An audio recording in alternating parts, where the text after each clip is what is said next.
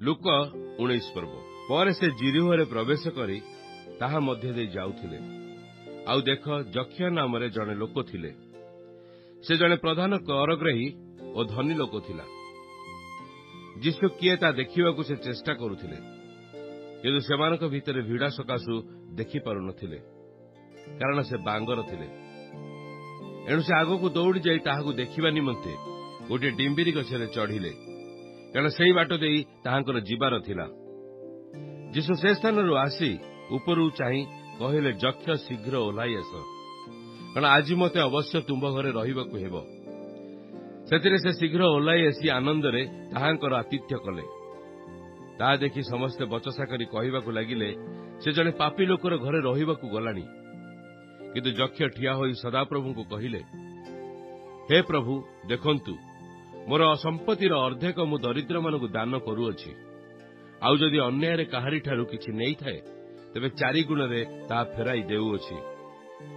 ସେଥିରେ ଯୀଶୁ ତାହାଙ୍କ ବିଷୟରେ କହିଲେ, ଆଜି ଏହି ଗୃହରେ ପରିତ୍ରାଣ ଉପସ୍ଥିତ ହୋଇଅଛି, ତେଣୁ ଏ ମଧ୍ୟ ଅବ୍ରାହମଙ୍କର ଜଣେ ସନ୍ତାନ।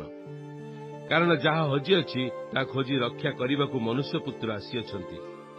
ଲୋକମାନେ ଏହିସବୁ କଥା ଶୁଣିବା ସମୟରେ ସେ ଆହୁରି ଗୋଟିଏ ଦୃଷ୍ଟାନ୍ତ ଦେଇ କହିଲେ, କାରଣ ସେ ଜେରୁସାଲେମର ନିକଟବର୍ତ୍ତୀ ହୋଇଥିଲେ ଓ ଈଶ୍ୱରଙ୍କ ରାଜ୍ୟ ଅତିଶୀଘ୍ର ପ୍ରକାଶ ପାଇବ ବୋଲି ସେମାନେ ମନେ କରୁଥିଲେ।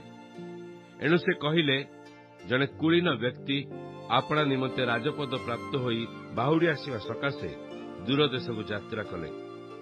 ସେ ଆପଣାର 10 ଜଣ ଦାସଙ୍କୁ ଡାକି ସେମାନଙ୍କୁ 10 ଗୋଟି ମୋହର ଦେଇ କହିଲେ, ମୋର ଆସିବା ପର୍ଯ୍ୟନ୍ତ ବେପାର କର। କିନ୍ତୁ ତାଙ୍କ ଦେଶବାସୀମାନେ ତାଙ୍କୁ ଘୃଣା କରୁଥିଲେ। ଆଉ ସେମାନେ ତାଙ୍କ ପଛରେ ଦୂତ ପଠାଇ କହିଲେ, ଏ ଲୋକ ଯେ ଆମ୍ଭମାନଙ୍କ ଉପରେ ରାଜତ୍ୱ କରିବ, ଏହା ଆମ୍ଭମାନଙ୍କର ଇଚ୍ଛା ନୁହେଁ। ପରେ ସେ ରାଜପଦ ପ୍ରାପ୍ତ ହୋଇ ବାହୁଡ଼ି ଆସି ଯେଉଁ ଦାସମାନଙ୍କୁ ଧନ ଦେଇଥିଲେ, ସେମାନଙ୍କ ମଧ୍ୟରେ ବେପାର କରି କିଏ କେତେ ଲାଭ କରିଅଛି ତାହା ଜାଣିବା ନିମନ୍ତେ ସେମାନଙ୍କୁ ଆପଣା ନିକଟକୁ ଡାକି ଆଣିବା ପାଇଁ ଆଜ୍ଞା ଦେଲେ। ସେଥିରେ ପ୍ରଥମ ଜଣକ ଆସି କହିଲା, ପ୍ରଭୁ, ଆପଣଙ୍କ ମୋହର ଆଉ 10ଟି ମୋହର ଲାଭ କରିଅଛି। ସେ ତାହାକୁ କହିଲେ, ବେଶ୍, ଉତ୍ତମ ଦାସ, ତୁମେ ଅତି ଅଳ୍ପ ବିଷୟରେ ବିଶ୍ୱସ୍ତ ହୋଇଥିବାରୁ 10 ଗୋଟି ନଗର ଉପରେ ଅଧିକାର ପ୍ରାପ୍ତ ହୁଅ। ପୁଣି ଦ୍ୱିତୀୟଟି ଜଣକ ଆସି କହିଲା, ପ୍ରଭୁ, ଆପଣଙ୍କ ମୋହର 5ଟି ମୋହର ଲାଭ କରିଅଛି। ସେ ତାହାକୁ ମଧ୍ୟ କହିଲେ, ତୁମ୍ଭେ ସୁଦ୍ଧା 5 ଗୋଟି ନଗର ଉପରେ ଅଧିକାର ପ୍ରାପ୍ତ ହୁଅ। ଆଉ ଜଣେ ଆସି କହିଲା, ପ୍ରଭୁ, ଦେଖନ୍ତୁ, ଏହି ଆପଣଙ୍କର ମୋହର। ମୁଁ ଏହା ଗାମୁଛାରେ ବାନ୍ଧି ରଖିଦେଇଥିଲି, କାରଣ ମୁଁ ଆପଣଙ୍କୁ ଭୟ କଲି, ଯେଣୁ ଆପଣ ଜଣେ କଠୋର ଲୋକ, ଯାହା ରଖିନଥାନ୍ତି ତାହା ଉଠାଇ ନିଅନ୍ତି, ପୁଣି ଯାହା ବୁଣି ନଥାନ୍ତି ତାହା କାଟନ୍ତି। ସେ ତାହାକୁ କହିଲେ, ରେ ଦୁଷ୍ଟ ଦାସ, ତୋର ମୁହଁର କଥାରେ ମୋର ବିଚାର କରିବି। ମୁଁ ଜଣେ କଠୋର ଲୋକ, ଯାହା ରଖିନଥାଏ ତାହା ଉଠାଇ ନିଏ, ପୁଣି ଯାହା ବୁଣି ନଥାଏ ତାହା କାଟେ। ଏହା କଣ ଜାଣିଥିଲୁ? ତେବେ ବ୍ୟାଙ୍କରେ କାହିଁକି ମୋହର ଧନ ରଖିଲୁ ନାହିଁ? ତାହେଲେ ମୁଁ ଆସି ସୁଧ ସହିତ ତାହା ଆଦାୟ କରିଥାନ୍ତି। ପୁଣି ସେ ତା ପାଖରେ ଠିଆ ହୋଇଥିବା ଲୋକମାନଙ୍କୁ କହିଲେ, ଏହାଠାରୁ ଏହି ମୋହର ଘେନିଯାଇ ଯାହାର 10 ମୋହର ଅଛି ତାହାକୁ ଦିଅ। ସେଥିରେ ସେମାନେ ତାହାଙ୍କୁ କହିଲେ, ପ୍ରଭୁ, ତାହାର ତ 10 ମୋହର ଅଛି। ମୁଁ ତୁମ୍ଭମାନଙ୍କୁ କହୁଅଛି, ଯେକୌଣସି ଲୋକର ଅଛି ତାହାକୁ ଦିଆଯିବ, କିନ୍ତୁ ଯାହାର ନାହିଁ, ତା ପାଖରେ ଯାହା ଅଛି ତାହା ହିଁ ତାହାଠାରୁ ନିଆଯିବ। କିନ୍ତୁ ମୋର ଏହି ଯେଉଁ ଶତ୍ରୁମାନେ ମୁଁ ତୁମମାନଙ୍କ ଉପରେ ରାଜତ୍ୱ କରେ ବୋଲି ଇଚ୍ଛା କରିନଥିଲେ, ସେମାନଙ୍କୁ ଏଠାକୁ ଆଣି ମୋର ସାକ୍ଷାତରେ ହତ୍ୟା କର। ଏହି ସମସ୍ତ କଥା କହି ସେ ଅଗ୍ରସର ହୋଇ ଜେରୁସାଲେମ ଆଡ଼େ ଯାତ୍ରା କରିବାକୁ ଲାଗିଲେ। ଆଉ ଯେତେବେଳେ ସେ ଜିତପର୍ବତ ପାର୍ଶ୍ୱସ୍ଥ ବେଥଫାଗି ଓ ବେଥେନିଆ ନିକଟରେ ଉପସ୍ଥିତ ହେଲେ, ସେତେବେଳେ ସେ ଆପଣା ଶିଷ୍ୟମାନଙ୍କ ମଧ୍ୟରୁ 2 ଜଣଙ୍କୁ ଏହି କଥା କହି ପଠାଇଲେ, ତୁମମାନଙ୍କ ସମ୍ମୁଖସ୍ଥ ସେହି ଗ୍ରାମକୁ ଯାଅ। ସେଥିରେ ପ୍ରବେଶ କରିବା ସମୟରେ ଯାହା ଉପରେ କେହି ଯେବେ ବସି ନାହିଁ, ଏପରି ଗୋଟିଏ ଗଧ ଛୁଆ ବନ୍ଧା ହୋଇଥିବା ଦେଖିବ, ତାହାକୁ ଫିଟାଇ ଘେନି ଆସ। ଆଉ ଯେବେ କେହି ତୁମକୁ କାହିଁକି ଫିଟାଉଅଛ ବୋଲି ପଚାରେ, ତେବେ ଏପରି କହିବ, କାରଣ ଏହା ପ୍ରଭୁଙ୍କଠାରେ ପ୍ରୟୋଜନ ଅଛି।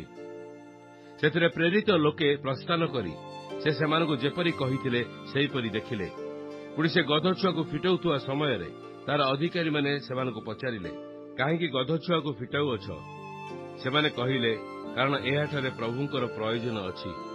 ପୁଣି ସେମାନେ ତାହାଙ୍କୁ ଯୀଶୁଙ୍କ ନିକଟକୁ ଆଣି ତାହା ଉପରେ ଆପଣା ଆପଣା ଲୁଗା ପକାଇ ଯୀଶୁଙ୍କୁ ବସାଇଲେ। ଆଉ ସେ ଯାତ୍ରା କରୁଥିବା ସମୟରେ ଲୋକେ ପଥରେ ଆପଣା ଆପଣା ଲୁଗା ବିଛାଇବାକୁ ଲାଗିଲେ। ପୁଣି ସେ ଯେତେବେଳେ ଜିତ ପର୍ବତ ଗଡ଼ାଣି ନିକଟବର୍ତ୍ତୀ ହେଲେ, ସେତେବେଳେ ସମୁଦାୟ ଶିଷ୍ୟ ଦଳ ଦେଖିଥିବା ସମସ୍ତ ଶକ୍ତିର କାର୍ଯ୍ୟ ନିମନ୍ତେ ଆନନ୍ଦରେ ଉଚ୍ଚସ୍ୱରରେ କରି ଈଶ୍ୱରଙ୍କ ମହିମା ପ୍ରଶଂସା କରୁ କରୁ କହିଲେ, ପ୍ରଭୁଙ୍କ ନାମରେ ଯେଉଁ ରାଜା ଆସୁଅଛନ୍ତି ସେ ଧନ୍ୟ। ସ୍ୱର୍ଗରେ ଶାନ୍ତି ଓ ଊର୍ଦ୍ଧ୍ୱ ଲୋକରେ ମହିମା। ସେଥିରେ ଲୋକସମୂହ ମଧ୍ୟରୁ କେତେକ ଫାରୁସୀ ତାହାଙ୍କୁ କହିଲେ, ହେ ଗୁରୁ, ଆପଣଙ୍କ ଶିଷ୍ୟମାନଙ୍କୁ ଧମକ ଦିଅନ୍ତୁ। ସେ ଉତ୍ତର ଦେଲେ, ମୁଁ ତୁମମାନଙ୍କୁ କହୁଅଛି, ଏମାନେ ତୁନି ହୋଇ ରହିଲେ ପଥରଗୁଡାକ ପାଟି କରିବେ। ଆଉ ଯେତେବେଳେ ସେ ନିକଟକୁ ଆସିଲେ, ସେତେବେଳେ ନଗରକୁ ଦେଖି ତାହା ନିମନ୍ତେ ରୋଦନ କରି କହିଲେ, ତୁ ଆଜି ଯଦି ଶାନ୍ତିର ବିଷୟଗୁଡ଼ିକୁ ଜାଣିଥାନ୍ତୁ, ମାତ୍ର ଏବେ ସେଗୁଡ଼ିକ ତୋ ଦୃଷ୍ଟିରୁ ଗୁପ୍ତ ହୋଇ ରହିଅଛି। ଯେଣୁ ତୋ ଉପରେ କୃପା ଦୃଷ୍ଟିରେ ସମୟ ତୁ ନ ଜାଣିବା ହେତୁରୁ, ଯେଉଁ ସମୟରେ ତୋ ଶତ୍ରୁମାନେ ତୋ ଚାରିଆଡେ ବନ୍ଧ ବାନ୍ଧି ତୋତେ ଘେରି ଯାଇ ଅବରୋଧ କରିବେ, ପୁଣି ତୋତେ ଓ ତୋ ମଧ୍ୟରେ ଥିବା ତୋ ସନ୍ତାନମାନଙ୍କୁ ଭୂମିସାତ କରିବେ, ଆଉ ତୋ ମଧ୍ୟରେ ଗୋଟିଏ ପଥକୁ ଅନ୍ୟ ଗୋଟିଏ ପଥର ଉପରେ ରହିବାକୁ ଦେବେ ନାହିଁ, ଏପରି ସମୟ ତୋ ଉପରେ ଆସିବ।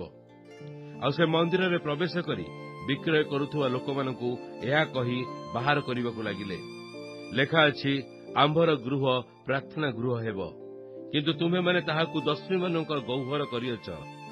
ଆଉ ସେ ପ୍ରତିଦିନ ମନ୍ଦିରରେ ଶିକ୍ଷା ଦେଉଥିଲେ। ମାତ୍ର ପ୍ରଧାନ ଯାଜକ ଓ ଶାସ୍ତ୍ରୀମାନେ ଲୋକଙ୍କର ନେତାମାନଙ୍କ ସହିତ ତାହାଙ୍କୁ ବିନାଶ କରିବାକୁ ଚେଷ୍ଟା କରୁଥିଲେ। କିନ୍ତୁ ଲୋକ ସମସ୍ତେ ଏକାଗ୍ର ଚିତ୍ତରେ ତାହାଙ୍କ ଶିକ୍ଷା ଶୁଣୁଥିବାରୁ ସେମାନେ କଣ କରିବେ ବୋଲି ସ୍ଥିର କରିପାରୁନଥିଲେ।